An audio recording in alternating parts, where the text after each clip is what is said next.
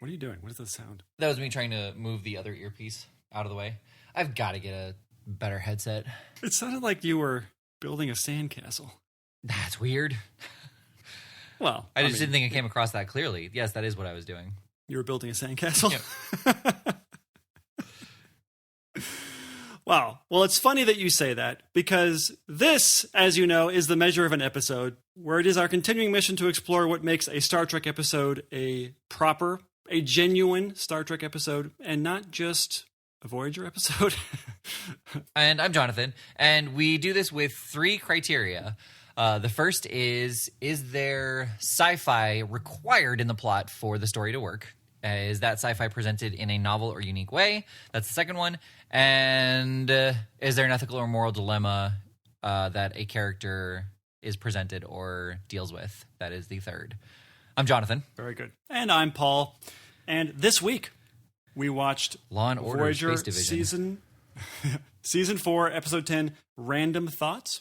And that could not sort of betray or belie what the premise of the story is, which is a very specific thought. I don't know why they called it Random Thoughts. Yeah, it should have been like Fleeting Thoughts. Yeah, I like that. Fleeting Thoughts. It's very poetic of you. Thanks. Why do you keep bringing up poetry, Paul? I know. I'm just feeling very poetic. Well, speaking of poetry, the blurb: Voyager visits a planet with a telepathic race that'll... a telepathic race. Why do I have so much trouble with this? I did this last time. Voyager visits a planet with a Take 3. Voyager visits a planet with a telepathic race that outlaws negative thoughts, and B'Elanna is charged with releasing an angry thought. So that those 2 sentence fragments rhymed. Technically. Technically? Yeah. One sounded like the other one. I guess that's... Does a rhyme have to be the same word or 2 different words? Or vice versa? It has to have a similar sounding shape. All right, we're getting off on a tangent. We are.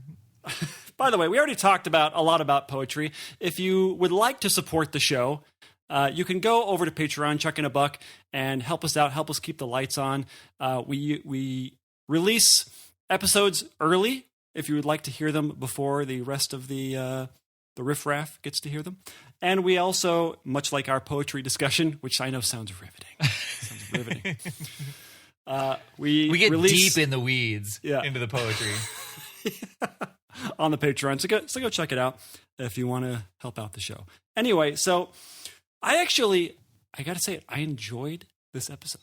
Oh, so did I. Absolutely. I can't believe it. I mean, it still felt kind of chintzy, although I will say I want to know where they filmed this square, where they recorded, the whole, where everything went down, because it was not a set. It looked like a real place. And I was like, I want to go there. The set designers would be thrilled to hear you say that. Oh, that was a set? That was a set. Really? Yep. And they were very disappointed with the look of that set.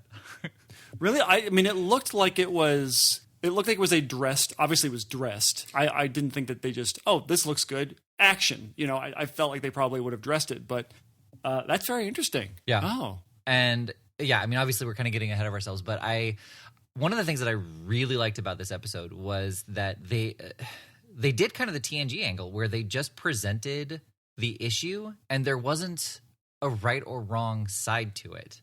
With Namira, she was following protocol and she was doing what she believed was right because she couldn't even think that, there would be any other issues happening on her planet. Yeah. Well, hang on. Let's get there. I know. Let's get there. Right.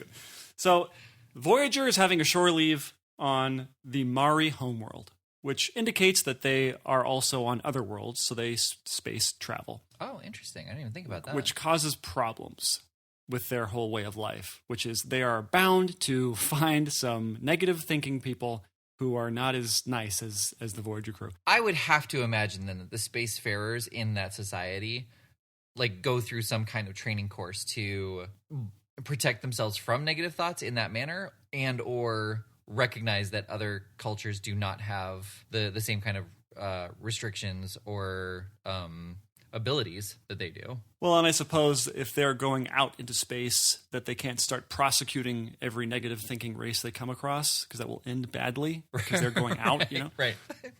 Yeah, but The episode starts out on shore leave. Everybody wants to go down, and sex plays a fairly big role in this. Like, Neelix recognizes that Tom Paris was a ladies' man and is kind of looking for a wingman with his new, even though he seems to have sealed the deal with this produce lady. Yeah, right? The innuendo with Neelix's new girlfriend is off the charts. Yes. I couldn't believe. I mean, it wasn't even innuendo at parts where he's talking about produce and melons, and like she's loading melons into a cart, and she's out. You know what? It's just so. I was like, wow. She's like squeezing them in front of him. Yep. Yeah. Good for you, Voyager. I'm glad that you did not make this a G-rated episode. Well, and also just to back it up just a tiny bit, I really like the fact that they did not pursue I thought for sure that they were going to pursue the whole thing with Paris, thinking that he used to be a ladies' man. There seemed to be just a little bit too much focus on Paris's reaction to that I thought for sure that he was going to try to like flirt with B'Elanna a little bit more and try to spice up their relationship or something. So I was so grateful that didn't happen. Yeah. Tom Paris is a ladies' man. That's how it is. We don't need to now explore that throughout the course of this episode. Right. And I think that the conversation between Neelix and Tom Paris in the transporter room, unnecessary. Absolutely. Don't need it. Yeah. Cut down. You know, we have our opening shot of Voyager with the captain's log. We cut down to the square. It's done. We don't need the crap with the cologne and right. and Tom Paris. We know all the things. Nothing was given to us that we don't already have. Well, and that we didn't find out in the next few moments. Right. Yeah. Exactly. So Janeway does some haggling. B'Elanna does some haggling. Tuvok does some walking. we meet Katie Sackhoff's mom, and she is very intrigued by the brig. The idea that, you lock your people up. Like as though that this would not be something she was familiar with, especially as a spacefaring race. Right. That's true. Yeah. So now this was interesting. They portray Tuvok as a telepath. Yeah, right? And is this the first time? I mean, I didn't realize that all Vulcans were telepaths. Yeah, nope. That's actually my note. That when did Vulcans become telepaths? But it actually the mind meld obviously was kind of the first indication of that in the original series. But Vulcans have also displayed telepathy over great distances and. Well, I guess that's all you need to know because the next part is and through walls, but that's. Well, I mean, I always took the mind meld as, yes, I suppose you are drilling deep into somebody's mind, but that it was not telepathy, that you needed to have this physical connection. Mm-hmm. Well, but it actually, it's shown also at another time that they do not need the actual physical contact. It just helps it be stronger. I guess he does say that. He does say that, doesn't he? I just have never seen a Vulcan, other than a mind meld, communicate telepathically. Right. So that was eye-opening. I like that. I like that maybe it's a shame that it took them this long to figure this out. And it explains what we talked about in our previous episode, where we talked about T'Pol, how she's able to sort of summon Trip into her spank-baked white void. Oh, you're right. And that explains that a little bit better. But I just had no idea. Maybe that makes me a bad Star Trek fan. Yeah. Well, but I didn't know either. You know, and I would not consider. I would consider myself a slightly more versed Star Trek fan than you. I would agree. Yeah, I would agree. Though not a tall order.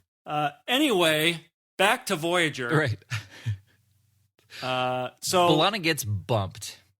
She gets bumped. She almost rips the guy's head off, but doesn't. To her, she restrains herself. She restrains herself. Yeah. And so then a little bit later, somebody gets beat to death, and they say, "Oh, well, this is because B'Elanna, you had a bad thought, so we're going to have to anesthetize you and then euthanize you."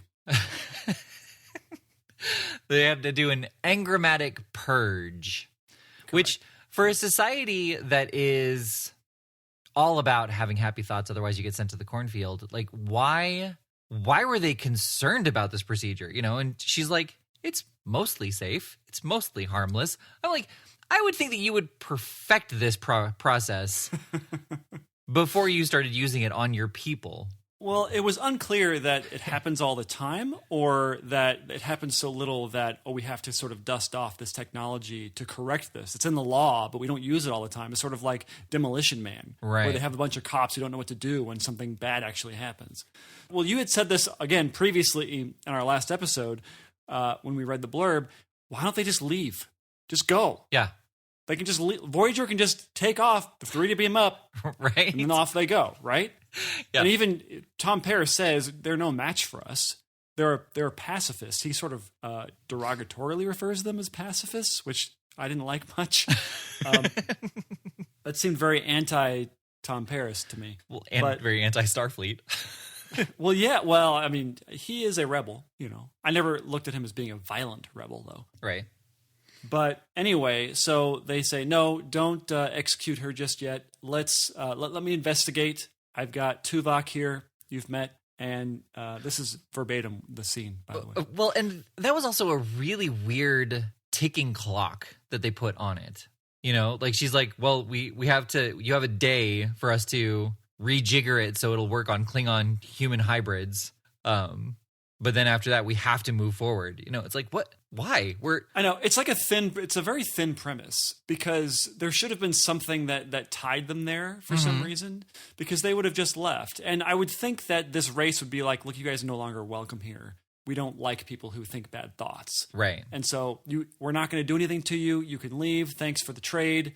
Piss off. That they wouldn't just like, well, before you leave, we're going to have to, these people that you're never going to see again, we're going to have to remove their engrams or whatever it is. It just doesn't make a lot of sense. I understand that we needed to get past that to get to the meat of the story. Right, but the ticking clock, actually, you saying all this was in the opening moment. Like, so Janeway was trading for that part. That should have been more government sanctioned, not marketplace. But that would be, they're like, you have to leave, and she's like, well, we can't go anywhere because our ship can't move without this part. And they're like, well, you're not welcome here anymore. And so, so you either give us B'Elanna and we will give you the part, or you leave and you don't get the part. And so now they have a reason to stay and to try and solve this to show that it wasn't B'Elanna. It was very thin to me that a non-telepath would be held to the same standards as a telepath. Because B'Elanna is not a telepath, but yet she was being tried as a telepath. Right. Right. It's kind of... It doesn't seem like they would do that, especially an enlightened race. Yeah. That was spacefaring. Right. Well, and that's kind of something that could have also been brought up and, kind of be a larger issue on their planet. But, she said you're right that she is not a telepath, but these are our laws. And we can't just change the law for one person. Speaking of laws, Paris tries to lobby to Janeway that, look, we can't just allow this to happen. We should go grab her. We should not, who cares what they think? And Janeway says this line. She says this. She says, we can't pick and choose which laws we'll respect and which we won't. And yes, she did. This is a very interesting episode because, and we'll get to the denouement in a bit. Yep. It's a very poignant denouement. I cannot. I have to assume that Seven is very freshly on the show. Yes, she feels like it. Yeah. But we're not there yet. Right. We're not there yet. And there's no Naomi Wildman.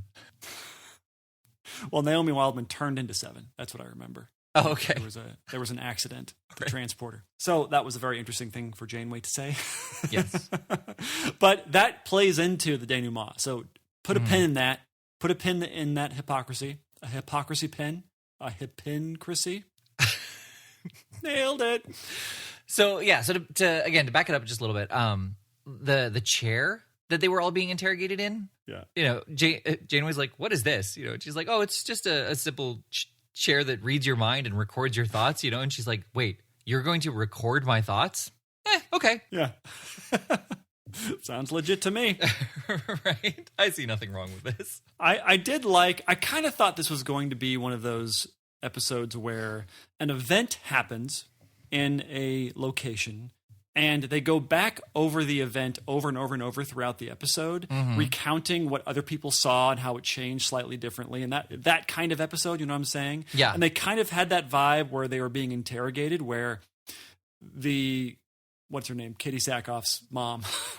She asked the same questions. She's asking questions as though she's not moving, but different people are in the chair, and we get, it's sort of a montage kind of thing. It's like, oh, this could be kind of a fun thing. Good job, Voyager. It doesn't really do that very much because I don't think anybody else. It's just Neelix and Janeway. I think maybe Tuvok was in the chair too. I don't remember. But it wasn't the thing I was hoping for. Right. And then we get through a couple of things. Neelix tries to persuade Seven that telepathy is bad, that it only hinders negotiations and relationships. And I feel like that's not true. I do feel like that if we suddenly, as humans, adopted telepathy, I say adopted as though we're choosing not to. Right. But Developed. But if we were somehow, developed telepathy, that yes, it would change. It would change our every aspect of our life. Right. But would it be worse? I don't think it would be worse. I think it would be better. Well, so I mean, Neelix is also coming from a perspective where he was dating a telepath. So he might be speaking as a non-telepath in a relationship with a telepath. But you're right. I think that if two people were telepaths, intention would be a lot clearer, and the things that you are trying to convey would be understood better. I think there would be a lot less insecurity, frankly, because everyone would know everything, right? Theoretically, I guess we would get better at guarding our thoughts. But if it is true, the way it seemed like in this particular episode, where there's this free flowing transmission of thoughts, that there would be no pretense. Mm-hmm. We would know if you were lying or not, or if what you were saying matches up to what you were thinking. And I think that would solve a lot of problems in our society. Oh, absolutely. Absolutely. But then, just shortly after, Netflix's a lot. Neelix's produce girlfriend, she gets murdered. Dies. Yeah. That was great. I love that they murdered her. Yeah. Like, I knew that she was going to be attacked, obviously, because the grandma was like idiot, but idiot. Yeah. But yeah, I was shocked that she was dead. Yeah, I mean, it's kind of a ballsy episode on Voyager's part. Not often do they do this kind of thing where they start killing people left and right. Right. And I will point out, so this is when Tuvok is on the case, right? Something doesn't sit right with him. Well, yeah, and it was really nice that he was presenting the questions that needed to be answered, and we didn't know the answers yet.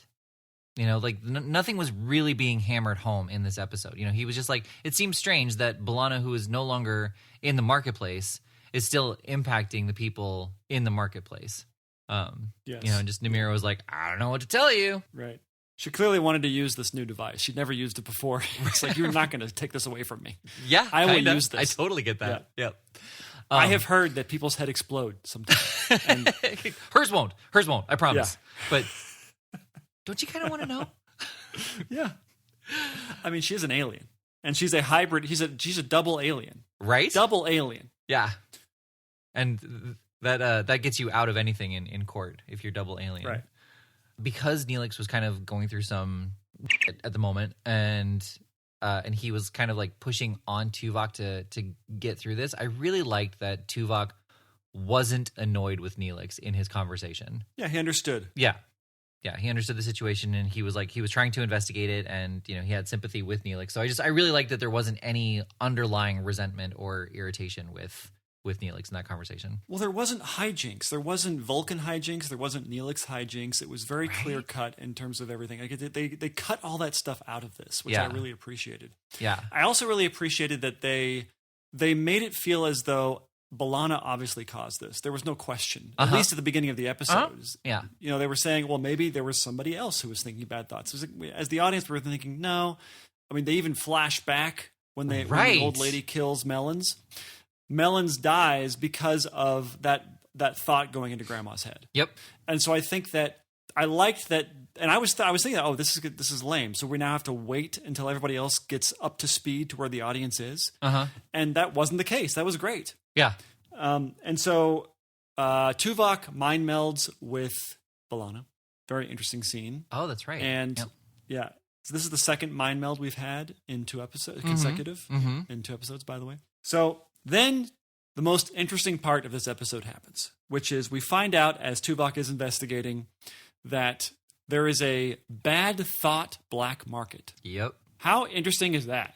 Very. That, I mean, I could have been, once again, I say this every episode now, a 2-parter or 3-4, 5-parter about this. But I just felt like they didn't hit us over the head with it either. They never said, are you saying that there is a, like Tuvok wasn't like, are you saying that there is a black market for these thoughts? And the guy was like, yes, you're right. Would you like to buy some? Yeah.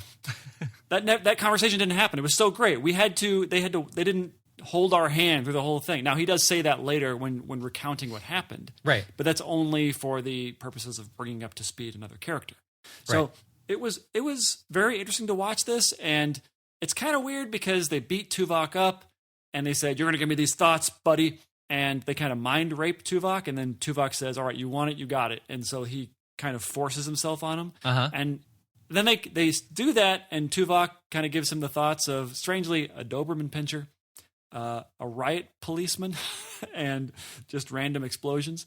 Well, and strange that, and a guy who's on fire and opens his eyes. And, and then 2 other mutilated bodies. Those 3 scenes were taken from Event Horizon. I was wondering that. It did look familiar to me. Yeah. I thought they were going to be from just random stuff. Right, stock footage or previous episodes, yeah. Well, there was a previous episode. There were a couple of other flashes of stuff that were from Star Trek, I think. Yep. But those were used because they were owned by the movie Event Horizon is owned by Paramount, and it was released 2 weeks before in theaters this episode aired. That's hilarious. Yeah, I thought that looked familiar. But going back to their conversation, did you notice that Tuvok was not looking at the guy through the whole conversation? No, you mean on the balcony? It seemed as though his eye line was off. Yeah, like very much so. It was. I didn't notice. I backed it up and I was trying to see where they were like positioned and how they were facing each other to try and see like why he would be doing this. But his head was facing to the camera, but his eyes were going down and to the right on the screen to the left for Tuvok, and it was very weirdly directed in that moment. I think it was a quick reshoot, or there was a scene pulled out where he was already farther down the steps when that conversation started. Oh, I kind of want to go back and look at it now to see what you were talking about. Yeah. Interesting. Yeah, I felt like that whole... First of all, I thought that when it cuts to them beating up Tuvok and it cuts to commercial and it comes back and Voyager is looking for Tuvok, that this was the next day or something. Yeah. They had taken him prisoner. And then after that scene where Janeway is asking Katie Sackhoff's mom, where's Tuvok? She's like, I don't know. No idea. And it cuts to him. It's still nighttime. And this is 5 minutes later. Yeah. There must have been something cut. Something happened. Yeah, or just resequenced in a way. Yeah. Right. Yeah. It felt weird. But regardless, then Tuvok somehow escaped. I feel like there was a point where they rescued him or something like that, because he just ends up in the ready room in the next scene after he kind of forces himself on them. Well, yeah, and I think that's what it was. Like he gave the dark thoughts that was promised, and so he was free to go. Like they didn't want to keep him anymore. That's what I interpreted from it. I guess that's true. Yeah, he passed his dark thoughts on, and he's like, yeah, so what do you think? Dark enough, bitch? Which I liked. I was like, oh, this is a nice little look at Tuvok. Mm-hmm. That he is sort of tortured. He has demons, as it were. Yeah. And he's always trying to keep them at bay. And I liked that there was this kind of hyper realistic or just fantastical view of him being chased by kind of a scary Tuvok. Yeah. Well, and I also liked that he kind of demonstrated that, your mind is powerful enough that even though you are imagining these things, it can happen to you in real life. So Tuvok's brain strangling him and he couldn't breathe. Right. This is like your small potatoes, buddy. Yeah. Right. Exactly. You messed with the wrong dude. Yeah. Yeah. It was great. And then it kind of resolves itself, I think. The plot does, where they said, we've taken these people into custody. You'll find that your society is not what you think it is. Mm-hmm. And I find it unbelievable that Katie Sackhoff's mom would not know this, or that there wouldn't at least be rumors about this. That if people were dealing in bad thoughts, that this would happen all the time. that B'Elanna would not kick off a murder spree amongst people. That if there were people who were actually buying bad thoughts from people, that there would still be murders. There would still be things happening. And I wondered, because they say this, Janeway says, this is what happens when you outlaw bad thoughts. People don't stop having them. They just have them in bad alleyway or in dark alleyways. I was like thinking to myself, is this an abortion analog? And I was thinking, that's too on the nose, even for Voyager. Right. I don't think that they would be trying to do that. That's what it felt like to me. Uh-huh. But maybe not. It kind of was like, are we being lectured now? I was like, I don't like this. Well, I don't like this one bit. Right. But I feel like this was subtle enough that you're right. Like, it kind of could relate to multiple different things that society is currently dealing with. Of just trying to abolish it completely instead of learning how to redirect or regulate it. As opposed to let that be your last battlefield, where it was very clearly about race and there was no subtlety to what the conversation was. I do feel like it kind of wrapped up just a little too quickly. But to your point about it being a two-parter, I kind of don't feel like it should have been, because we would have, unless they added more plot elements that weren't in this episode at all, I feel like it just would have been more of Tuvok trying to figure things out, and it would have been too long as a two-parter. Like, I feel like this could have handled maybe another like 10 minutes, so it just would have been a longer episode that happened every once in a while, but I think two-part would have been too long. I wanted there to be more investigating, more detective work. And I wanted there to be more of them exploring what the memories were of everybody. So, and occasionally something weird would pop up and like, oh, that's interesting. That we found this new detail that lines up with these other stuff. And it's just slowly picking it apart. And by the second episode, that's where you discover, or maybe the cliffhanger of the first episode is them discovering the black market.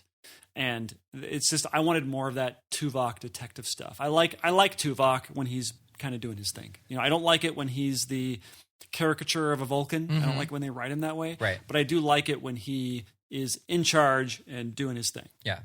So are you thinking more of like the Rashomon movie where they're seeing they're replaying their memories, and each person has a slightly different take on what happened? Or are you thinking like each person just provides another piece to the puzzle? It could be both. I like both of those elements. I don't see any reason why they couldn't all do that. Right.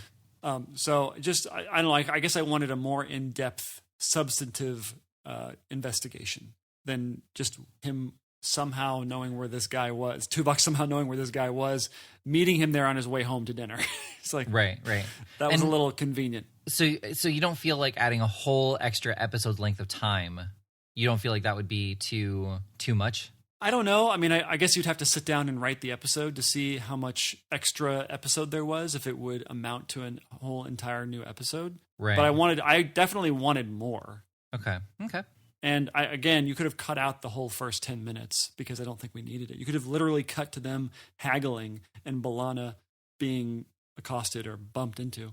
Mm-hmm. And that could have been the beginning of the episode. And instead we had at least 5 minutes of lead up to that. So right. maybe you're right. Maybe you could have condensed this episode into one and I could still get what I wanted. Okay. But yeah, like cutting out that intro part almost entirely and using that for Tuvok investigating a little bit more. Okay. Or even cutting out that whole intro entirely and having B'Elanna sit down and saying, "What is your name, please?" Yes. That starting it that way, mm-hmm. that is more intriguing than, "Are you wearing cologne?" Neelix? Right. Yeah. And again, just to clarify, like this is not detracting from this episode. It's just asking for more of what we like. Yeah. Yeah. And less of what we didn't like. Which is really all we're asking for. Not a lot to ask.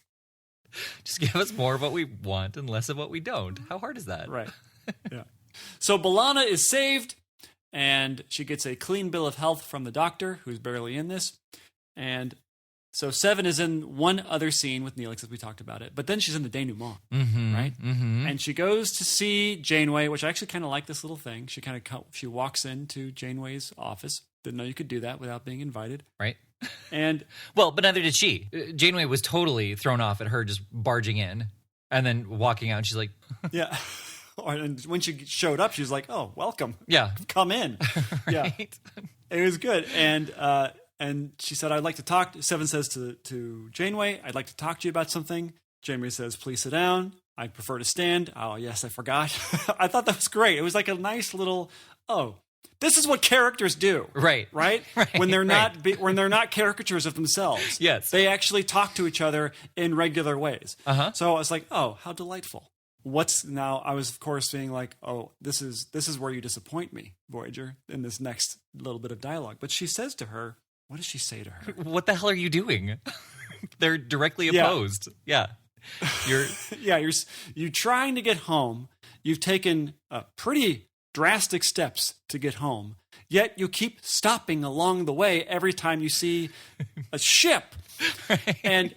And why are you doing this? Out of curiosity, I don't care. I'm going to simulate you soon anyway. It doesn't matter to me. Right. But I'm just curious. Why do you keep doing that? And Janeway is like, because it's in our nature. We're curious. It would be a pretty boring ride if we didn't do this. This is what this is how we are. I was thinking to myself, okay, this is the first time in Star Trek history where the fans are being addressed, where the fans' anger, nerd rage is being addressed by a television show. Because there's no reason for this scene. Right. Other than, look, this is on the advent of internet boards were widely available. I visited them myself. When Voyager was still on, I did this, and I posted very similar complaints about the show as I am right now. And they were there. So people there, and I guarantee everybody involved with the shows were reading these community boards. I can see that. Yeah. And I'm sure a bunch of people said it is the contrary, like antithetical, right? That you'd have someone who is desperately trying to get back home, but also stopping along the way for shore leave whenever they possibly could. And so this doesn't make any sense. I'm sure there's a lot of nerd rage about it, and this is them handling it. Yep.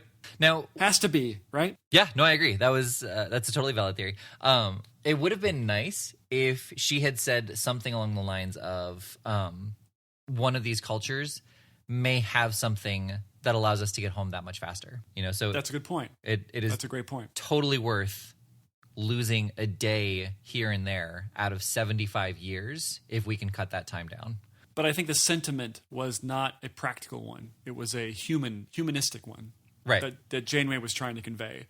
And it makes a lot of sense. I can see the argument. But Janeway, she was very firm. She wasn't even saying, "That's a good point. I should stop doing that." Right. If we want to get home. Well, because she's so smart. Point. Yeah. She knows. And she's not, obviously, you're not going to let someone who is brand new to the ship start to deviate your course, I guess. Thanks, complete stranger. I hadn't considered that. You completely changed my life. Yeah. So it's like, oh, that was easy. Noted. But a very interesting scene, right? Because it does feel like it is a handling of fan rage. Yes. But it was such a good episode to do it on. I mean, she was so confused. Like, she's like, you let two people get into major harm, potentially, to stop for things that, I mean, I guess were ultimately non-essential. And she's like, you're dumb. And Janeway was like, no, I'm the smartest person here. And I can see the dichotomy of the two perspectives. Yes. Seven, it used to be part of the Borg, where they don't care what kind of impression they leave when they leave, right? Right. Clearly they don't. But I can see why a Starfleet captain would say, we're not going to be in the Alpha Quadrant only forever. We might eventually make it out here again. We don't want people having a bad taste in their mouth. Absolutely. Yep. So I can see that why we don't want to just take stuff and leave or ignore laws that aren't necessarily ours or that we might not necessarily agree with. Right. So I get that part, which is why this is a pretty damn good Voyager episode. Yeah. Yeah. No, I completely agree. This was a great episode. Yeah, and I think it is a proper one as well. Mm-hmm. It meets all the criteria. It has novel science fiction. Yep. And it also has a ethical dilemma. Yeah, which we've already talked about. All right, right. We are in complete agreement here. It is a yes, yes, yes, yes, yes. Yep. Oh, you get a yes, and you get a yes. yeah. I mean, is there anything left to say? Let's see what we're watching next. Nice. Hollow Pursuits. It is episode 21 of season 3 of The Next Generation. So I've mentioned this before to you. A lot of people say you should skip seasons 1 and 2 and just jump into season 3, but almost all of season 3 has callbacks to the first 2 seasons. Right. Yeah. So, they may be a little bit more dry and ham-fisted, and they're still just trying to get their bearings, but it's so important to watch the first 2 seasons so you can appreciate season 3 that much more. I agree. The blurb for this one is, a shy member of the Enterprise crew becomes addicted to the holodeck, where relationships are easier there than in real life. Oh, you know who that shy crew member is? More hollow. I feel like we're getting a lot of hollow addiction, too. Yep. I feel like we've done a lot. Sorry, I should say, I feel like we've done a lot of hollow addiction episodes across all of the shows. Right. But I'm excited. We get to see Lieutenant Broccoli for the first time. Oh, I love Broccoli. I actually do like him as a character quite a bit in terms of sort of the ancillary characters. Right. He is a pretty good one. Yeah. Yeah, I would agree. I think it's hit and miss for him. As far as TNG goes, like he has some episodes that are just fantastic, and he has some episodes where it's very hard. And I feel like this first one is the hardest one. I could be wrong, but just where, I really like that everyone has a hard time with him, and Picard is like, yeah, that happens. You're gonna work with people you don't like on your ships. Yeah, exactly. Yeah, I think I like him because I like the actor a lot. I feel like he does such a bang-up job. Maybe it takes him a couple of episodes to settle in to the character, but it is such an interesting character because everybody else on the show, all the other main characters, especially on TNG, they all feel like superheroes in a way. Right. Picard, definitely a superhero. I mean, everybody's a superhero. Yeah. They all know exactly what to do. They all know precisely what to say. And Barclay doesn't. He's still a genius, but he has a flaw, an obvious flaw. Mm-hmm. He's socially none awkward. Of the other exactly. Well, none of the other characters have an outward flaw. Right. So which has got to be super intimidating, being surrounded by that awesomeness, and then you're like, I can't have a normal conversation with people. Well, it's basically high school, Right. Everybody's Broccoli. In high school. Yeah. All right, well, let's go watch it. Yes, I've been Paul. I've been Jonathan. And this has been The Measure of an Episode, as you know.